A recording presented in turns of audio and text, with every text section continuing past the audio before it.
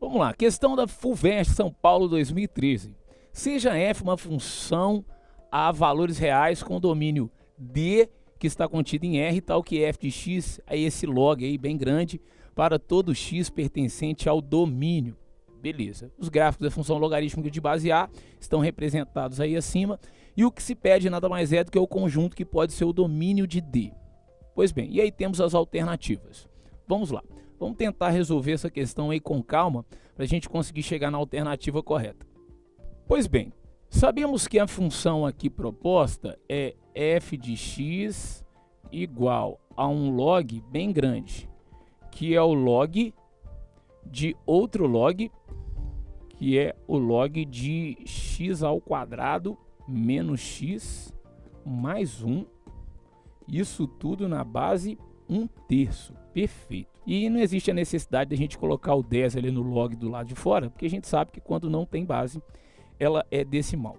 Para a gente conseguir chegar na resposta pedida aí pelo enunciado, a gente tem que lembrar algumas condições. A primeira delas é que o logaritmando sempre tem que ser positivo.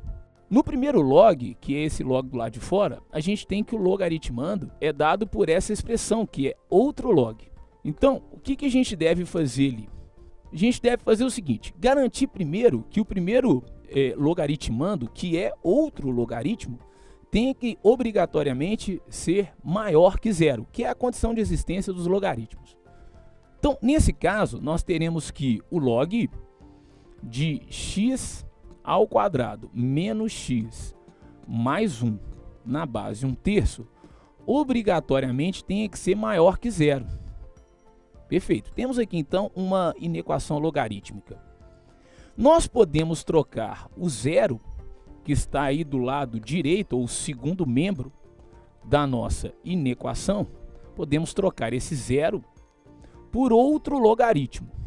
Porque nós sabemos que todas as vezes que temos um logaritmo unitário no logaritmando, né, o número 1 no logaritmando, este log será obrigatoriamente igual a zero. Então, observe o que fizemos, né? Trocamos zero por log de 1 na base 1/3. Isso de propósito, porque nesse caso a gente pode eliminar o logaritmo e comparar apenas os logaritmandos. Mas observe que como a base é um número entre 0 e 1, esses logaritmos representam funções decrescentes. Então o sinal da desigualdade deve ser obrigatoriamente trocado.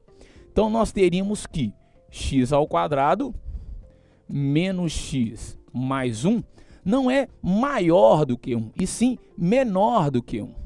Se a gente transpor o número 1 do segundo membro da equação para o primeiro, a gente pode cortar o 1 com o outro 1, porque 1 menos 1, afinal de contas, é zero. Então teríamos que x ao quadrado menos x obrigatoriamente tem que ser menor que zero. Ótimo. Temos agora uma inequação quadrática, e aí a gente tem que lembrar um pouquinho como é que a gente resolve a inequação quadrática.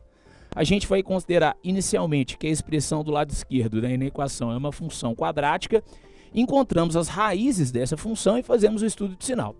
Ok, se a gente encontrar as raízes colocando x em evidência, nós teremos com uma certa facilidade que as raízes aqui em questão são 0 e a segunda raiz aqui é 1.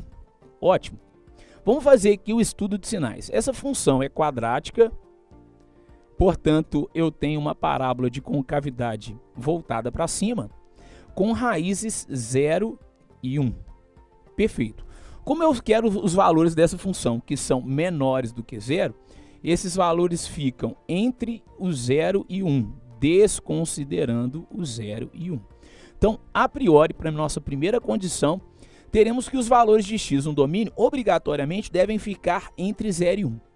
O que a gente não pode esquecer é que dentro desse logaritmo existe outro logaritmo e a gente obrigatoriamente tem que considerar que o logaritmando deste log também tem que ser um número maior do que 0. Então, a gente tem aqui uma condição 1 imposta e agora a gente vai verificar a condição 2. A condição 2 é observar a obrigatoriedade de que x ao quadrado menos x mais 1 também tem que ser obrigatoriamente maior do que 0, porque afinal de contas, este trinômio constitui o logaritmando de um logaritmo que está compondo a nossa funçãozinha ali. Perfeito. Então a gente vai pensar da mesma forma, né? Eu vou considerar novamente que essa expressão que está no primeiro membro aqui da minha equação é uma função quadrática, vou encontrar as raízes e, enfim, fazer o estudo de sinais.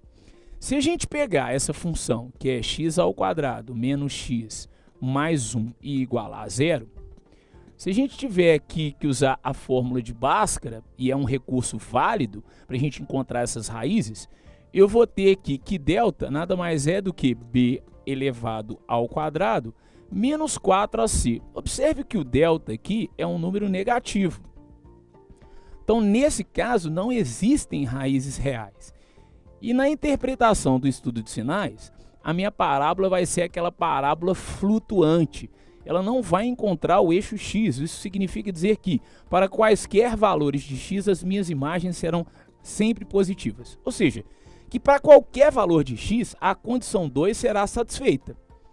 Bom, se a condição 2 sempre é satisfeita, então só existe uma condição a ser observada, que é a condição de que o meu x obrigatoriamente tem que ser um número real que está entre 0 e 1. Se formos lá nas opções, verificaremos que a opção correta é a letra A de amor.